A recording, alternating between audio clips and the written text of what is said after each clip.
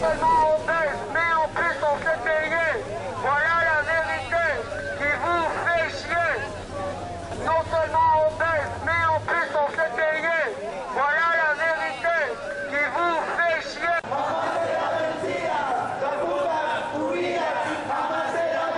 Aujourd'hui, on marche contre la pénalisation, la volonté de pénaliser les clients et contre l'abolition de la prostitution, parce que l'abolition de la prostitution, c'est l'abolition des putes, que la pénalisation des clients, c'est simplement une pénalisation indirecte des putes, la soi-disant inversion de la charge pénale est complètement fausse.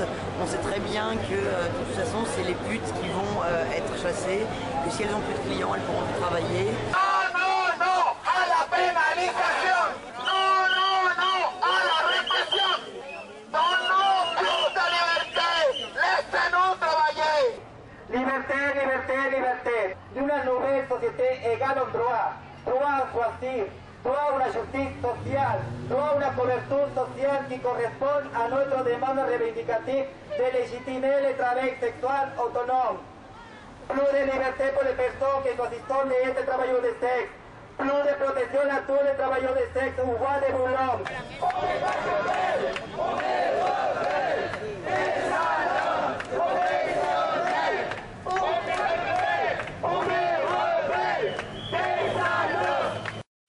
Débile,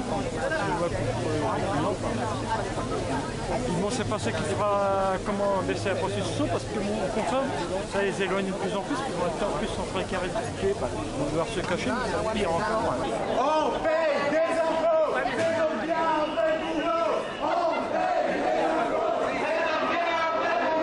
Il y aurait des solutions très simples qui seraient l'application du droit commun pour les travailleuses sexuelles,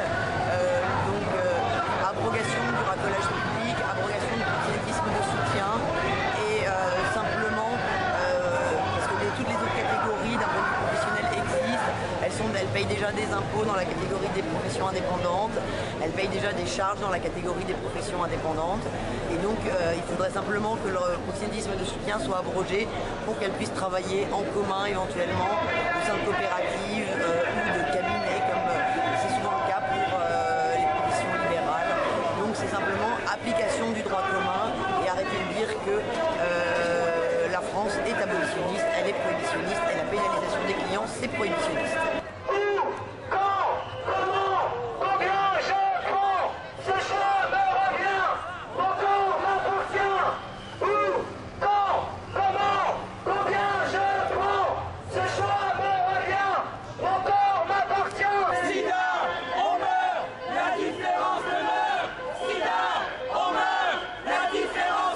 Les associations et les responsables politiques qui unanimement défendent la pénalisation des clients comme étant un modèle de défense du droit des femmes oublient complètement que ça va faire intervenir de la répression sur les clients et donc aussi sur leurs prostituées et qu'à ce titre-là, ça va empêcher les actions de prévention. Tous les experts scientifiques de la lutte contre le sida, mais aussi les acteurs de terrain qui font réellement la prévention. Pas les associations qui se disent préoccupées de la santé, mais celles qui sont réellement sur le terrain sans juger les putes et ce qu'elles font, disent que ça va provoquer des contaminations, que ça va empêcher un travail de prévention. À partir du moment là, quand on a des scientifiques, des associations de terrain, comment est-ce que l'on peut dire que l'on prétend lutter pour le droit des personnes contre leur avis, en les empêchant de travailler, en les empêchant de se protéger, en les empêchant de protéger leurs clients? Il y a actuellement, d'après les chiffres même du rapport parlementaire qui est totalement abolitionniste, 25% des femmes prostituées qui seraient séropositives au VIH.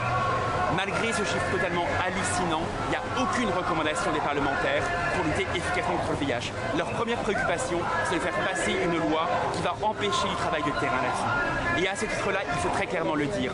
Les responsables politiques qui sont en train de voter et d'adopter cette loi et de la défendre ont les mêmes types d'éléments que Laurent Fabius avait au moment de l'affaire du sang contaminé.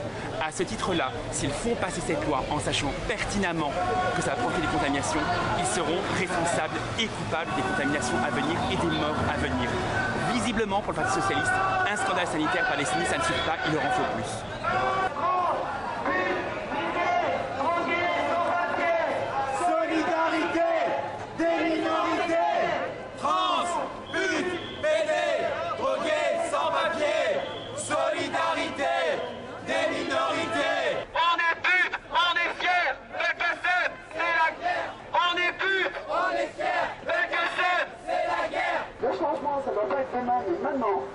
Donc on est là, on existe, nier nos droits ne peut pas continuer comme ça. Donc la pénalisation des clients ne passera pas. Nous, on sera toujours là, la communauté plus solidaire. Et Najat démissionne parce que nous, on sera toujours là face à toi.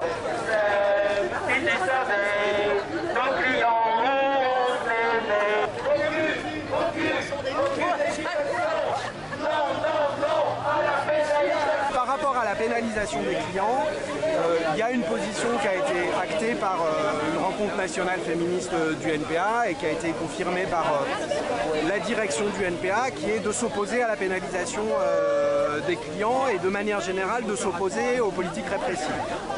Bon, alors après, une fois qu'on a dit ça, on n'a pas réglé un tas d'autres questions. Il y a à l'intérieur du NPA, comme je pense dans quasiment toutes les organisations, des discussions et des grosses divergences. Il y a une base, a priori commune, en tout cas qui est un consensus discuté sur lequel il y a une position commune, qui est de s'opposer aux politiques répressives directes, comme le racolage passif, la loi sur le racolage passif de la loi de sécurité intérieure de Sarkozy, ou indirectes, comme la pénalisation des clients de la prostitution, dont on pense que de toute façon, quelle que soit la position des unes et des autres, sur la prostitution, le travail du sexe, ça ne peut de toute façon qu'aggraver les conditions de vie des prostituées, des travailleuses du sexe.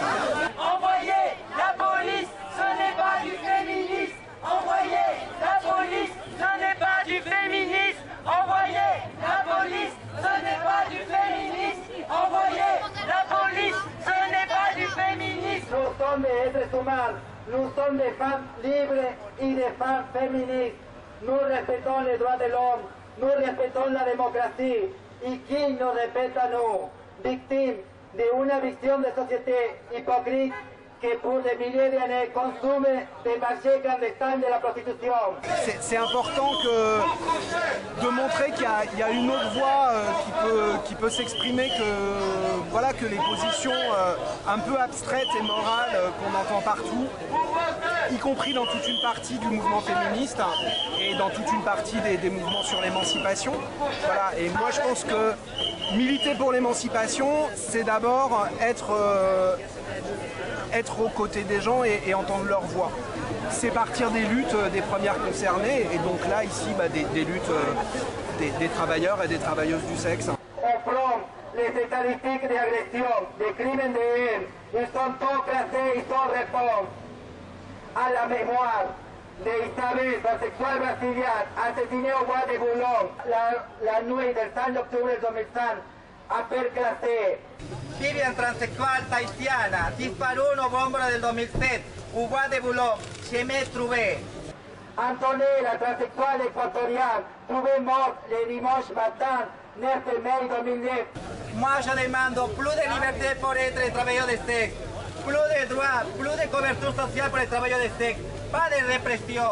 Nous sommes ici pour revendiquer les droits de légitimer le travail sexuel comme une alternative à toutes les personnes majeures d'âge qui choisissent ces professions. Nous demandons plus de protection au gouvernement, pas de répression, plus de droits. Merci beaucoup à tous. Ce n'est pas du féminisme.